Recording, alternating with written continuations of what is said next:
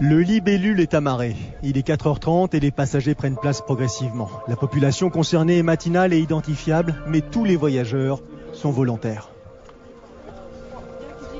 Oui, c'est que mon deuxième triathlon. J'ai fait mon premier triathlon l'année dernière à Nice, j'ai fait l'Ironman de Nice. C'est bien passé, très bien même, mais voilà, donc je suis là. Ouais, le stress commence à monter là. Le stress commence à monter ? Ouais, un peu. Ouais. C'est mon premier triathlon, donc je fais pas dans le détail.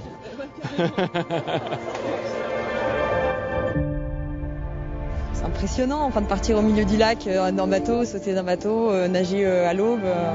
Puis bon, après les parcours magnifiques dans les Bauges, c'est vrai que je connais un peu le coin, mais bon, même si on connaît, c'est toujours magnifique à regarder. Et puis en plus, il va faire beau aujourd'hui, donc ça va être une belle journée. Et oui, on fait le dernier selfie avec la chérie pour avoir plein de motivation, plein de sérotonine. Et on part à 4h30 du matin pour le lever de soleil. Et j'espère qu'on va passer une belle journée, pleine d'émotions et pleine d'envie.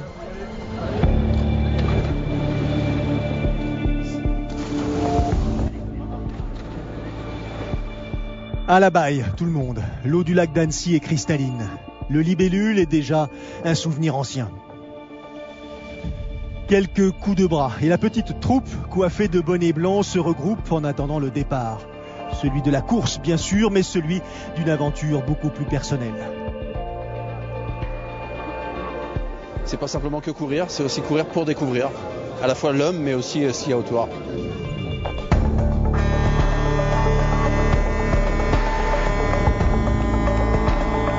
C'est officiel, c'est sonore, c'est le départ. Et c'est tôt, mais tout ici est magnifique. La lumière, le cadre, l'atmosphère. L'Alpsman, deuxième du nom, est lancé. 3 km 8 de natation, 183 à vélo et un marathon, du classique ou presque. 4300 mètres de dénivelé positif pour la partie cycliste, 1300 mètres pour le parcours à pied. Forcément, ça gamberge. Donc j'ai nagé, mais dans la souffrance, c'était long. Je pensais qu'à une chose, c'était sortir de l'eau. Je regardais le chrono à mi-course, je vois 34 ou 33 minutes. J'ai réussi après à récupérer un petit peu et je suis tombé sur un petit groupe, je me suis caché derrière. J'ai suivi, je me suis concentré sur leurs pieds, j'ai suivi jusqu'à la sortie de l'eau, 1h04 ou 1h05. Saint-Joriose, les premiers sortent de l'eau. Marcel Zamora, membre d'une équipe, est le premier donc à s'extraire du lac d'Annecy en 52 minutes. Pour ce qui concerne le classement individuel, les temps sous vos yeux. 200 concurrents ont fait le choix de tenter cette aventure cette année. 2 fois plus, ou presque, que l'an passé. La date avancée dans la saison, le temps de réaction de chacun, les témoignages des pionniers, autant d'arguments qui ont favorisé cette croissance.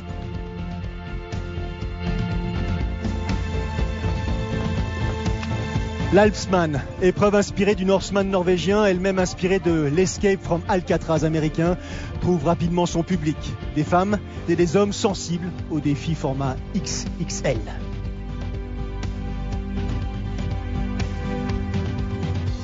Dossard numéro 1, Zoro Jaco, tout de noir vêtu, il est le tenant du titre, le vainqueur de la première édition, le gars qui a inauguré la ligne d'arrivée au sommet du Semnoz dans le froid, le vent et la pluie en 2016. Un scénario diamétralement opposé à celui proposé cette fois-ci. Simplement magnifique, à 8h du matin, le jour se lève, c'est vraiment chouette. Parfois on voit le Mont Blanc aussi, et quand on arrive au Semnoz, on a une vue à 360 degrés sur tous les massifs aux alentours, c'est vraiment super. Le regard est amoureux et c'est tout le paradoxe de ce type de course. Elles sont difficiles mais envoûtantes. Le parcours cycliste de l'Alpsman offre des points de vue sensationnels. Tracé au cœur du massif des Bauges, il réunit 4 cols pour offrir 7 ascensions. Après, en vélo, on passe des endroits très sauvages qui est super parce que même si c'est un triathlon sur route, il n'y a pas de circulation, donc on a l'impression d'être dans la nature, on voit des fleurs, on voit des vaches partout. Verena Elsenbart est une romantique. N'empêche que si elle est venue à nouveau cette année, c'est pour tenter de faire mieux que l'an passé et s'imposer. Lucie Croissant, la jeune française, touche à tout et sa principale rivale.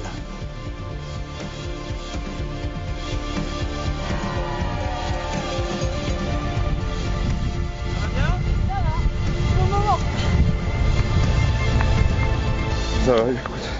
On va monter. Non, on va descendre. Au sommet du Semnoz, Cédric Jacot est en 3e position derrière Aurélien Blondeau et Gabin Mantubé. La situation est provisoire. Cycliste chevronné, excellent descendeur, Jacot, l'acrobate, comble son retard comme prévu. C'est celui qui est passé. À mi-parcours, à hauteur du col des Prés, le tenant du titre a pris les commandes de l'épreuve. Le ciel est dégagé, la perspective a coupé le souffle et les nouveaux venus mesurent mieux la nature atypique du rendez-vous. D'autant que la chaleur écrase littéralement la course.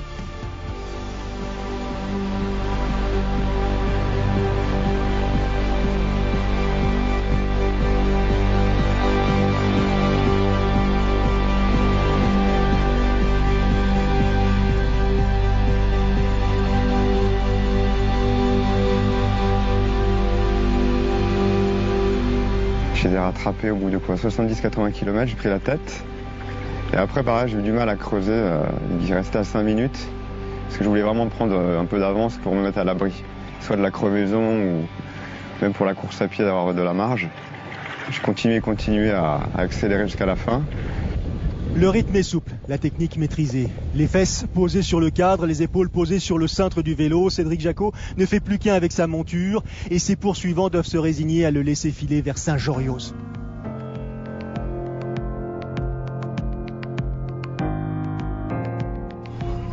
Eh ben, très dur le col des Prés au premier tour et puis heureusement je me suis refait parce que sinon j'avais la catastrophe.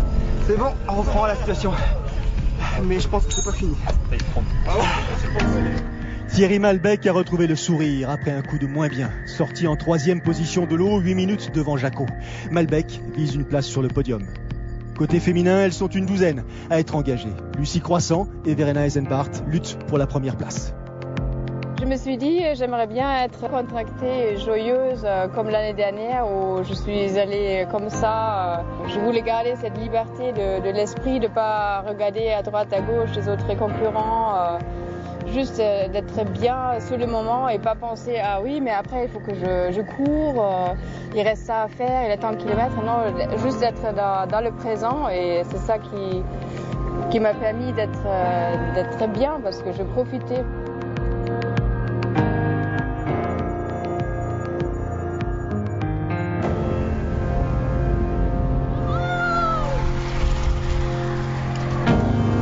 6h24 minutes de vélo avant de mettre pied à terre. Cédric Jacot passe sous l'arche de Saint-Jorioz, salué comme il se doit par un public conscient de la performance. Le parc à vélo est bleu comme le ciel, lunettes sur le nez, casquette sur la tête.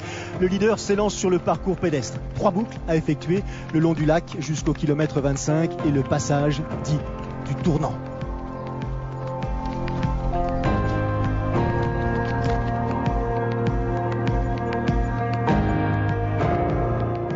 Le tournant, vous y passez avant 17h30 et vous avez le droit de poursuivre l'aventure jusqu'au sommet du Semnoz. Vous y passez après 17h30 et vous avez le droit de continuer à compter les canards posés sur le lac. Cédric Jacot possède 30 minutes d'avance sur Aurélien Blondeau, son premier poursuivant après le vélo. Verena Eisenbart en possède presque 40 sur Lucie Croissant au même moment.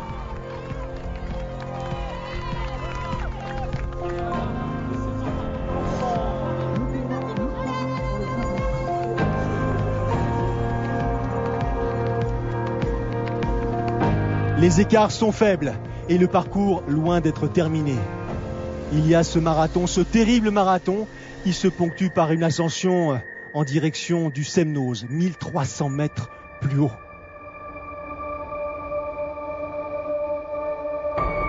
Toutes et tous ont le même désir, le même rêve peut-être.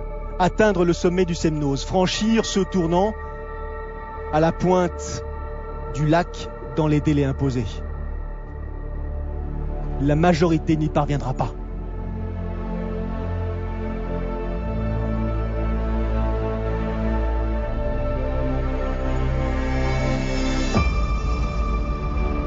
Quand je fais déjà 24 km et que je revois la montagne en haut, je me sens tout petit là. Je me dis comment je vais arriver là-haut, ça va être long, le chemin va être long.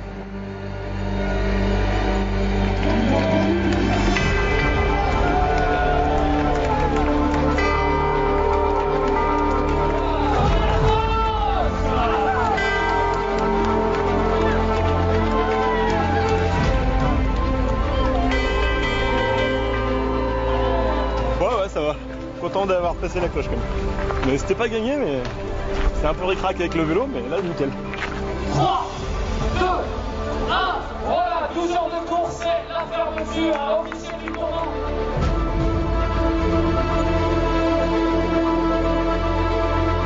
On sait que ça va pas être facile et du coup, oui, ça donne un... C'est un petit peu le Norseman français et encore d'un endroit encore plus beau qu'en Norvège. C'est fait, ou presque, pour ceux qui ont fait tâter la cloche un peu plus bas. L'objectif est atteint. Ils ont désormais le droit de s'élancer sur les pentes du Semnoz. 17 km d'ascension, 1300 mètres de dénivelé positif. Le sommet culmine à 1699 mètres d'altitude et là-haut, l'arche d'arrivée attend ses vainqueurs et ses finishers.